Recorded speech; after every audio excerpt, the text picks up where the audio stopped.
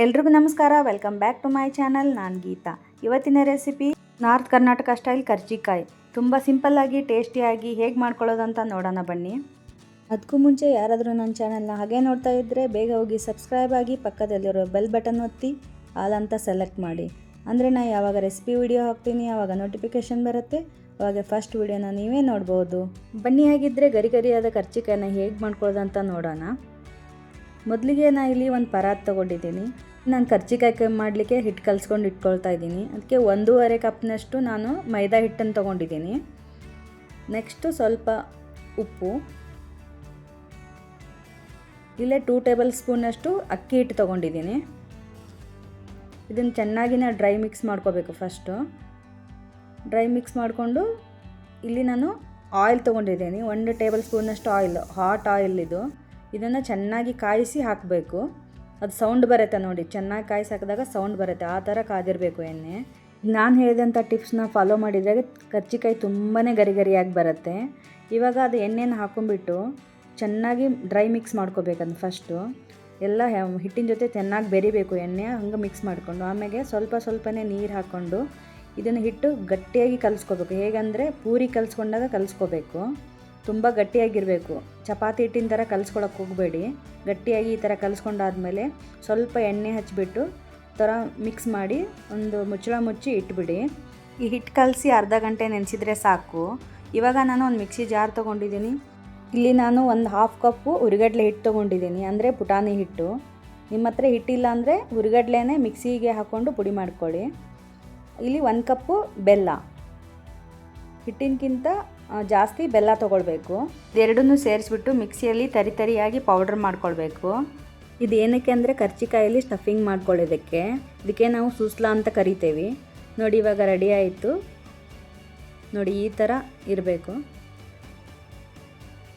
ಈಗ ತೋರಿಸ್ತಾ ಇದ್ದೀನಿ, ಇಷ್ಟಿದ್ರೆ ಸಾಕು. ಇವಾಗ ನಾನು ಇದನ್ನು ಒಂದು ಬೌಲ್ಗೆ ಟ್ರಾನ್ಸ್ಫರ್ ಮಾಡ್ಕೊಳ್ತೀನಿ. ಇದಕ್ಕೆ ನಾನು 1/4 ಕಪ್ನಷ್ಟು ಒಣ ಕೊಬ್ಬರಿ ತುರಿ ಹಾಕ್ತಾಯಿದ್ದೀನಿ. ಆಮೇಲೆ ಇದು ಬಿಳಿ ಎಳ್ಳು ಡ್ರೈ ರೋಸ್ಟ್ ಮಾಡ್ಕೊಂಡಿರೋಂಥದ್ದು 1/4 ಕಪ್ಪು. ಆಮೇಲೆ ಗಸಗಸೆ 1 ಟೇಬಲ್ ಸ್ಪೂನ್ ಹಾಕಿದರೆ ಸಾಕು. ಇದು ಡ್ರೈ ರೋಸ್ಟ್ ಮಾಡಿ ಇಟ್ಕೋಬೇಕು. ಹಾಗೆ ಹಾಕಬೇಡಿ, ಹಸಿದೆ ಹಾಕಿದರೆ ಕಹಿ ಬಂದುಬಿಡತ್ತೆ. ಡ್ರೈ ರೋಸ್ಟ್ ಮಾಡಿ ಹಾಕಿ. ಆಮೇಲೆ ಇದು ಒಂದು 3 ಏಲಕ್ಕಿ ಪುಡಿನ ನಾನು ಕುಟ್ಟಿಟ್ಕೊಂಡಿದ್ದೀನಿ, ಅದನ್ನು ಹಾಕ್ತಾಯಿದ್ದೀನಿ. ಹಾಕಿಬಿಟ್ಟು ಎಲ್ಲ ಚೆನ್ನಾಗಿ ಒಂದು ಮಿಕ್ಸ್ ಮಾಡಬೇಕು. ಚೆನ್ನಾಗೆಲ್ಲ ಹೊಂದ್ಕೊಳ್ಳೋ ಥರ ಮಿಕ್ಸ್ ಮಾಡಿ. ನೋಡಿ, ಇವಾಗ ಸೂಸ್ಲಾ ರೆಡಿ ಆಯಿತು. ನೆಕ್ಸ್ಟ್ ನಾವು ಹಿಟ್ಟು ಕಲಸಿಟ್ಟಿದ್ವಲ್ಲ, ಅದು ಇವಾಗ ಅರ್ಧ ಗಂಟೆ ಆಗಿದೆ. ಇವಾಗ ಅದನ್ನ ಸರಿಯಾಗಿ ಒಮ್ಮೆ ಹಿಂಗೆ ನಾದ್ಕೊಳ್ಳೋಣ. ನಾದ್ಕೊಂಬಿಟ್ಟು ಇದು ಸಣ್ಣ ಸಣ್ಣ ಉಂಡೆಗಳನ್ನಾಗಿ ಮಾಡ್ಕೋಬೇಕು. ಕರ್ಜಿಕಾಯಿ ಲಟ್ಟಿಸ್ಲಿಕ್ಕೆ ಎಲೆಗಳನ್ನ ಮಾಡ್ಕೋಬೇಕು. ಇವಾಗ ಲಟ್ಟಿಸ್ಬಿಟ್ಟು ನೋಡಿ, ಈ ಥರ ಮಾಡ್ಕೊಂಬಿಟ್ಟು ಇದನ್ನು ಕವರ್ ಮಾಡಿಡಿ. ಉಳಿದಿರೋ ಹಿಟ್ಟನ್ನು ಡ್ರೈ ಮಾಡಬೇಡಿ, ಅದನ್ನು ಕವರ್ ಮಾಡಬೇಕು. ಇಲ್ಲಿ ನಾನು ಸ್ವಲ್ಪ ಮೈದಾ ಹಿಟ್ಟನ್ನು ತೊಗೊಂಡಿದ್ದೀನಿ, ಡ್ರೈ ಮೈದಾ ಹಿಟ್ಟನ್ನು. ಅದನ್ನು ಸ್ವಲ್ಪ ಹಿಂಗೆ ಹಾಕ್ಕೊಂಡ್ಬಿಟ್ಟು ಸ್ವಲ್ಪ ಚಿಕ್ಕ ಚಿಕ್ಕ ಉಂಡೆಗಳನ್ನಾಗಿ ಮಾಡ್ಕೊಳ್ಳೋಣ. ಕರ್ಜಿಕಾಯಿ ಎಲೆಗಳನ್ನ ಲಟ್ಟಿಸ್ಲಿಕ್ಕೆ ಈ ಥರ ಮಾಡಿಟ್ಕೊಂಡು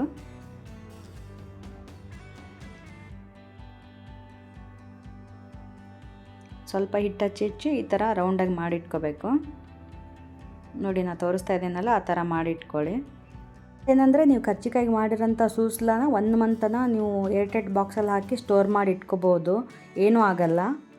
ನಾನಿಲ್ಲಿ ನಾರ್ತ್ ಕರ್ನಾಟಕ ಸ್ಟೈಲಲ್ಲಿ ಕರ್ಜಿಕಾಯಿ ಮಾಡ್ತಾ ಇರೋದ್ರಿಂದ ಸ್ವಲ್ಪ ಇದು ಉಳ್ಳೆಗಳನ್ನ ಸ್ವಲ್ಪ ದೊಡ್ಡದಾಗಿ ಮಾಡ್ಕೊಂಡಿದ್ದೀನಿ. ಯಾಕಂದರೆ ಕರ್ಜಿಕಾಯಿ ತುಂಬ ಉದ್ದುದ್ದಾಗಿ ಮಾಡ್ತೀವಿ ನಾವು ಆ ಸೈಡು. ಮೋಲ್ಡಲ್ಲಿ ಮಾಡೋದಿದ್ದರೆ ಸ್ವಲ್ಪ ಚಿಕ್ಕದಾಗಿ ಮಾಡ್ಕೊಳ್ಳಿ. ನಾನಿಲ್ಲಿ ಮೋಲ್ಡಲ್ಲಿ ಮಾಡ್ತಾಯಿಲ್ಲ. ನೋಡಿ, ಇದನ್ನು ಈ ಥರ ಮಾಡಿ ಒಂದು ಕವರ್ ಮಾಡಿ ಇಟ್ಕೊಳ್ಳಿ, ಇಲ್ಲಾಂದರೆ ಗಾಳಿಗೆಲ್ಲ ಒಣಗೋಗ್ಬಿಡತ್ತೆ. ಇವಾಗ ಉಳ್ಳೆಗಳನ್ನ ತೊಗೊಂಡು ಈ ಥರ ಉದ್ದುದ್ದವಾಗಿ ಹಿಂಗೆ ಎಲೆಗಳನ್ನ ಲಟ್ಟಿಸ್ಕೋಬೇಕು. ನೀವು ಪೂರಿಗೆ ಹೆಂಗೆ ಲಟ್ಟಿಸ್ಕೊತೀರಲ್ಲ ಹಾಗೆ ಉದ್ದುದ್ದವಾಗಿ ಲಟ್ಟಿಸ್ಕೋಬೇಕು. ನೋಡಿ, ಈ ಥರ ಲಟ್ಟಿಸ್ಬೇಕು. ಬಟ್ ಪೂರಿ ಅಷ್ಟು ಎಲೆಗಳನ್ನ ದಪ್ಪ ಮಾಡಬೇಡಿ, ಸ್ವಲ್ಪ ತೆಳ್ಳಗೆ ಲಟ್ಟಿಸ್ಬೇಕು. ನೋಡಿ, ಇದೇ ಥರನೇ ಲಟ್ಟಿಸ್ಕೊಂಡು ಇಟ್ಕೋಬೇಕು. ಸ್ವಲ್ಪನೇ ಲಟ್ಟಿಸ್ಕೊಂಡು ನೀವು ಫಿಲ್ ಮಾಡ್ಕೊಳ್ಳಿ. ಒಂದು 10 ಎಲೆಗಳನ್ನ ಲಟ್ಟಿಸ್ಕೊಂಡು ಈ ಥರ ಇಟ್ಕೊಳ್ಳಿ. ಯಾಕಂದರೆ ಅವು ಎಲೆಗಳು ಲಟ್ಟಿಸಿರ್ತೀವಲ್ಲ, ಗಾಳಿಗೆಲ್ಲ ಒಣಗೋಗ್ಬಾರ್ದು. ಅದಕ್ಕೆ ಸ್ವಲ್ಪನೇ ಲಟ್ಟಿಸ್ಬೇಕು. ಅದನ್ನೇ ಮತ್ತೆ ನಾವು ಕರ್ಜಿಕಾಯಿನ ರೆಡಿ ಮಾಡ್ಕೋಬೇಕು. ನೋಡಿ ಈ ಥರ ನಾನು ತೋರಿಸ್ತಾ ಇದ್ದೀನಲ್ಲ, ಇದೇ ಥರ ಎಲ್ಲ ಎಲೆಗಳನ್ನ ಲಟ್ಟಿಸ್ಕೊಂಡು ಇವಾಗ ನಾನು ಒಂದು ಬೌಲ್ಗೆ ಸ್ವಲ್ಪ ನೀರು ಹಾಕಿದೆ, 1 ಸ್ಪೂನ್ನಷ್ಟು ಮೈದಾ ಹಿಟ್ಟು, ಆಮೇಲೆ 1 ಸ್ಪೂನ್ನಷ್ಟು ನಾವೇನು ಸೂಸ್ಲ ಮಾಡಿಟ್ಕೊಂಡಿದ್ವಲ್ಲ ಬೆಲ್ಲ ಪುಟಾಣಿ ಹಿಟ್ಟು ಹಾಕಿ ಅದನ್ನು ಹಾಕಿ ಇಲ್ಲಿ ಮಿಕ್ಸ್ ಮಾಡ್ಕೊತಾ ಇದ್ದೀನಿ. ಇದು ಏನಕ್ಕೆ ಅಂದರೆ ಕರ್ಜಿಕಾಯಿ ಮಾಡ್ತೀವಲ್ಲ ಸೈಡೆಲ್ಲ ಹಚ್ಚಿಬಿಟ್ಟು ಅದನ್ನೇ ಅಂಟಿಸ್ಲಿಕ್ಕೆ ಅದು ರೆಡಿ ಮಾಡಿ ಇಟ್ಕೊಂಡೆ. ಇವಾಗ ನಾವು ಎಲ್ಲ ಎಲೆಗಳನ್ನೂ ಈ ಥರ ಹಾಕಿಬಿಟ್ಟು ನೋಡಿ ಈ ಥರ ಎಲ್ಲ ಹಾಕ್ಕೊಂಬಿಟ್ಟು ಅದರಲ್ಲಿ ಸೂಸ್ಲನ ಹಾಕಬೇಕು ಈ ಥರ. ಅವಾಗೇ ನಾವು ಬೆಲ್ಲ ಮತ್ತು ಪುಟಾಣಿ ಪುಡಿನ ಸೇರಿಸಿ ಪೌಡ್ರ್ ಮಾಡಿ ಇಟ್ಕೊಂಡ್ವಲ್ಲ ಅದನ್ನು ಈ ಥರ ಸ್ಟಫಿಂಗ್ ಮಾಡೋಕ್ಕೆ ಹಾಕಬೇಕು. ನೋಡಿ ಈ ಥರ ಅದು ನಾವು ಮಿಕ್ಸ್ ಮಾಡಿ ಇಟ್ಕೊಂಡಿದ್ವಲ್ಲ ನೀರಲ್ಲಿ ಸ್ವಲ್ಪ ಹಿಟ್ಟು ಮತ್ತು ಸುಸ್ಲ ಹಾಕಿ ಅದನ್ನು ಈ ಥರ ಹಚ್ಕೋಬೇಕು. ಈ ಥರ ಹಚ್ಕೊಂಡಾಗ ನಾವು ಈ ಕರ್ಜಿಕಾಯಿಗಳನ್ನೇನು ಎಣ್ಣೆಲಿ ಹಾಕ್ತೀವಲ್ಲ ಅದು ಓಪನ್ ಆಗೋದಲ್ಲ, ಅದಕ್ಕೋಸ್ಕರ ಈ ಥರ ಹಚ್ಕೊಂಡ್ಬಿಟ್ಟು ಕರ್ಜಿಕಾಳನ್ನ ಈ ಥರ ಕ್ಲೋಸ್ ಮಾಡಬೇಕು. ನೋಡಿ ಈ ಥರ ಪ್ರೆಸ್ ಮಾಡಿ ಕ್ಲೋಸ್ ಮಾಡಬೇಕು. ನೋಡಿ ನಾನು ತೋರಿಸ್ತಾ ಇದ್ದೀನಲ್ಲ ಅದೇ ಥರ ಚೆನ್ನಾಗಿ ಪ್ರೆಸ್ ಮಾಡಿ. ಇವಾಗ ನಾನು ಇಲ್ಲಿ ಈ ಥರ ನಾನು ಕೊರಗೋಲಿ ಅಂತ ಹೇಳ್ತೀವಿ ನಾವು ಇದರಿಂದ ನಾನು ಡಿಸೈನ್ ಬರೋದಕ್ಕೋಸ್ಕರ ಇದನ್ನು ಯೂಸ್ ಮಾಡ್ತೀವಿ. ನಿಮ್ಮ ಹತ್ರ ಇದಿಲ್ಲ ಅಂತಂದರೆ ಹಾಗೇ ಹಾಕೋಬೋದು, ಪ್ರೆಸ್ ಮಾಡಿಬಿಟ್ಟು ಎಣ್ಣೆಲಿ ಹಾಗೆ ಹಾಕೋಬೋದು. ನನ್ನ ಹತ್ರ ಇರೋದ್ರಿಂದ ನಾನು ಇದನ್ನು ಈ ಥರ ಕಟ್ ಮಾಡಿ ತೆಗಿತಾ ಇದ್ದೀನಿ. ಕರ್ಜಿಕಾಯಿ ಶೇಪ್ ಚೆನ್ನಾಗಿ ಬರುತ್ತೆ ಆ ಥರ ಮಾಡೋದ್ರಿಂದ. ನೋಡಿ ಇವಾಗ ರೆಡಿಯಾಗಿದೆ. ಇವಾಗ ನಾನು ಒಂದು ಪ್ಯಾನಲ್ಲಿ ಆಯಿಲ್ನ ಹೀಟ್ ಮಾಡ್ಕೊಂಡಿದ್ದೀನಿ, ಎಣ್ಣೆ ಆಲ್ರೆಡಿ ಕಾದಿದೆ. ಇವಾಗ ಕರ್ಜಿಕಾಯಿ ಹಾಕ್ತಾಯಿದ್ದೀನಿ. ಎಣ್ಣೆ ಕಾದಾದಮೇಲೆ ಇನ್ನೊಂದು ಇದು ಎಣ್ಣೆನ ಮೀಡಿಯಮ್ ಫ್ಲೇಮಲ್ಲಿ ಇಟ್ಕೊಳ್ಳಿ. ಆಮೇಲೆ ಫಸ್ಟ್ ಎಣ್ಣೆ ಎಲ್ಲ ಕಾಯಬೇಕು, ಆಮೇಲೆ ಮೀಡಿಯಮ್ ಫ್ಲೇಮಲ್ಲಿ ಇಟ್ಕೊಳ್ಳಿ.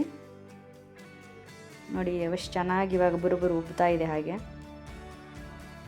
ಸ್ವಲ್ಪ ಹೊತ್ತಾದಮೇಲೆ ಈ ಥರ ತಿರುಗಿಸಿ ಹಾಕಿ. ನೋಡಿ ಕಲರ್ ನೋಡಿ ಎಷ್ಟು ಚೆನ್ನಾಗಿ ಬರ್ತಾ ಇದೆ. ನೋಡಿ ಎಷ್ಟು ಗರಿಗರಿಯಾಗಿ ಬರ್ತಾ ಇದೆ. ನಾನು ಹೇಳೋವಂಥ ಟಿಪ್ಸನ್ನು ಕರೆಕ್ಟಾಗಿ ಫಾಲೋ ಮಾಡಿ ತುಂಬ ಗರಿಗರಿಯಾಗಿ ಮಾಡ್ಕೋಬೋದು ಕರ್ಜಿಕಾಯಿನ. ನೋಡಿ ಇವಾಗ ಚೆನ್ನಾಗಿ ಕಲರ್ ಬಂದಿದೆ. ಇವಾಗ ತಗೊಂಬಿಡೋಣ ಅವನ್ನ. ಕರ್ಜಿಕಾಯಿ ಎಲ್ಲ ಬಿಸಿ ತಣ್ಣಗಾದ ಮೇಲೆ ಒಂದು ಏರ್ ಟೈಟ್ ಬಾಕ್ಸಿಗೆ ಹಾಕಿ ಸ್ಟೋರ್ ಮಾಡ್ಕೊಳ್ಳಿ. 15 to 20 days ಯೂಸ್ ಮಾಡ್ಕೋಬೋದು. ನೋಡಿ ಎಷ್ಟು ಚೆನ್ನಾಗಿ ಕಲರ್ ಬಂದಿದೆ, ಚೆನ್ನಾಗಿ ಉಬ್ಕೊಂಡಿದ್ದಾವೆ ಕರ್ಜಿಕಾಯಿಗಳು. ನಾನು ನೆಕ್ಸ್ಟ್ ಬ್ಯಾಚ್ ಕರ್ಜಿಕಾಯಿಗಳನ್ನು ಹಾಕ್ತಾಯಿದ್ದೀನಿ. ಇದೇ ಥರ ಎಲ್ಲ ಕರ್ಜಿಕಾಯಿಗಳನ್ನು ನಾನು ರೆಡಿ ಮಾಡಿ ಇಟ್ಕೊಳ್ತಾ ಇದ್ದೀನಿ. ಒಂದು 10 ಕರ್ಜಿಕಾಯಿಗಳನ್ನ ರೆಡಿ ಮಾಡಿ ಈ ಥರ ಡೀಪ್ ಫ್ರೈ ಮಾಡಿ ಇಟ್ಕೋಬೇಕು. ಒಂದೇ ಸಲ ಎಲ್ಲ ಮಾಡಿ ಒಂದೇ ಸಲ ಡೀಪ್ ಫ್ರೈ ಮಾಡಬಾರ್ದು. 10 ಮಾಡಿ ಈ ಥರ ಫ್ರೈ ಮಾಡ್ಕೋಬೇಕು. ಮತ್ತು ಉಳಿದಿರೋ ಮಿಕ್ಕಿರೋ ಅಂಥದ್ದನ್ನು ಮತ್ತೆ ಲಟ್ಟಿಸ್ಕೊಂಡು ಕರ್ಜಿಕಾಯಿ ಮಾಡ್ಕೊಂಡು ಈ ಥರ ಮಾಡ್ಕೋಬೇಕು. ಅಂದರೆ ಆವಾಗ ಎಣ್ಣೆಗೆ ಹಾಕಿದಾಗ ಕರ್ಜಿಕಾಯಿಗಳು ಚೆನ್ನಾಗಿ ಬರುತ್ತೆ. ನೋಡಿ ನಾನು ಎಲ್ಲ ಕರ್ಜಿಕಾಯಿಗಳನ್ನೂ ಇದೇ ಥರ ಮಾಡಿ ಇಟ್ಕೊಳ್ತಾ ಇದ್ದೀನಿ. ನೋಡಿ ಎಷ್ಟು ಸೂಪರಾಗಿ ಬಂದಿದೆ, ಎಷ್ಟು ಗರಿಗರಿಯಾಗಿ ಬಂದಿದೆ. ನಿಮ್ಗೆ ಸೌಂಡ್ ಕೇಳಿಸ್ತಾ ಇರಬೇಕು. ಇಲ್ಲಿ ನಾನು ತೊಗೊಂಡಿರೋಂಥ ಕ್ವಾಂಟಿಟಿಯಲ್ಲಿ 30ರಿಂದ 35 ಕರ್ಜಿಕಾಯಿ ಆಗಿದ್ದಾವೆ. ನೀವು ಮೋಲ್ಡಲ್ಲಿ ಮಾಡ್ಕೋತೀನಿ ಅನ್ನೋದಾದರೆ ಇನ್ನೂ ಜಾಸ್ತಿ ಆಗ್ತಾವೆ. ನಾವು ಇಲ್ಲಿ ದೊಡ್ಡ ದೊಡ್ಡದಾಗಿ ಮಾಡ್ಕೊಂಡಿರೋಂದ್ರೆ ಇಷ್ಟೊಂದಾಗಿದೆ. ನೋಡಿ ಇವಾಗ ಎಷ್ಟು ಚೆನ್ನಾಗಿರೋ ಕರ್ಜಿಕಾಯಿ ರೆಡಿ ಆಗೋಯ್ತು. ಹಾಗೆ ನೋಡಿದ್ರೇ ತಿನ್ಬೇಕನ್ಸುತ್ತೆ, ಅಷ್ಟು ಚೆನ್ನಾಗಿ ಬಂದಿದೆ. ಇಷ್ಟು ಗರಿಗರಿಯಾದ ಕರ್ಜಿಕಾಯಿಗಳನ್ನ ಟಿಪ್ಸ್ಗಳ ಜೊತೆಗೆ ಹೇಗೆ ಮಾಡೋದು ಅಂತ ಹೇಳ್ಕೊಟ್ಟಿದ್ದೀನಿ. ದಯವಿಟ್ಟು ನೀವು ಒಂದ್ಸಲ ಈ ಹಬ್ಬಗಳಿಗೆಲ್ಲ ಟ್ರೈ ಮಾಡಿ. ಗಣೇಶನ ಹಬ್ಬಕ್ಕೆ, ವರಮಹಾಲಕ್ಷ್ಮಿ ಹಬ್ಬಕ್ಕೆ ಟ್ರೈ ಮಾಡಿ. ಹೇಗೆ ಬಂತು ಅಂತ ಕಮೆಂಟ್ ಮಾಡಿ. ಈ ವಿಡಿಯೋವನ್ನು ನಿಮ್ಮ ಫ್ರೆಂಡ್ಸ್ ಆ್ಯಂಡ್ ಫ್ಯಾಮ್ಲಿಗೆ ಶೇರ್ ಮಾಡಿ. ಮತ್ತೊಂದು ರೆಸಿಪಿಯೊಂದಿಗೆ ಮತ್ತೆ ಸಿಗ್ತೀನಿ. ಅಲ್ಲಿವರೆಗೂ ಬಾಯ್, ಟೇಕ್ ಕೇರ್.